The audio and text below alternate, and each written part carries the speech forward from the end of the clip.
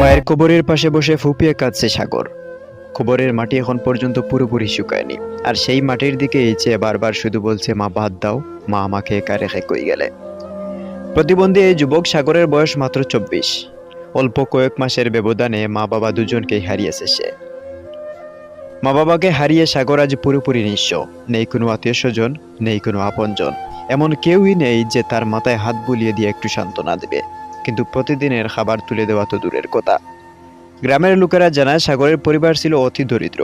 বাবা দিনমজুর ও ছিন্নমূল মানুষের মতোই সংসার টানতেন। কিন্তু সাগর ছিল শারীরিক প্রতিবন্ধী। নিজে কাজ করে খাওয়ার মতো সামর্থ্য তার কখনোও ছিল না। আর সেই মাই ছিল তার সব। রান্না করে খাইয়ে দিতেন, খাদে বোর করে হাঁটাতেও সহায়তা করতেন, রাতে ঘুম পাড়িয়ে দিতেন। মাই ছিল তার পৃথিবী। একদিন বিকেলে স্থানীয়দের চোখে পড়ে কবরস্থানে একা বসে আছে সাগর। চোখ লাল, মুখ বেজা।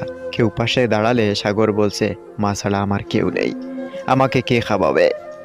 মানুষ দাঁড়িয়ে দাঁড়িয়ে শুধু দেখছেই, কিন্তু সাগরের কষ্ট কেউই থামাতে পারেনি।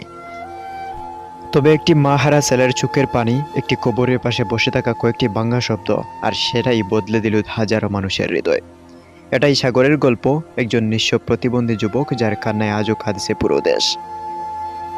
স্থানীয়দের মধ্যেই একজন সাগরের কান্নার দৃশ্যটি ভিডিও করে সোশ্যাল মিডিয়ায় প্রকাশ করেন। মুহূর্তেই ভিডিওটি ভাইরাল হয়ে যায়। হাজারো মানুষ কমেন্টে লিখেন, এমন কান্না সহ্য হয় না।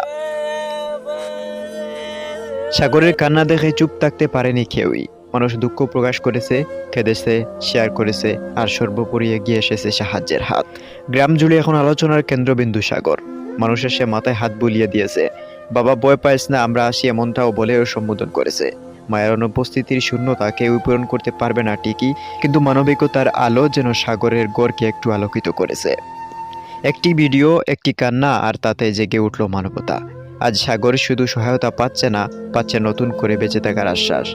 মানুষ প্রমাণ করছে, মানুষ মানুষের পাশে দাঁড়ায়, মানবতা এখনো বেঁচে আছে।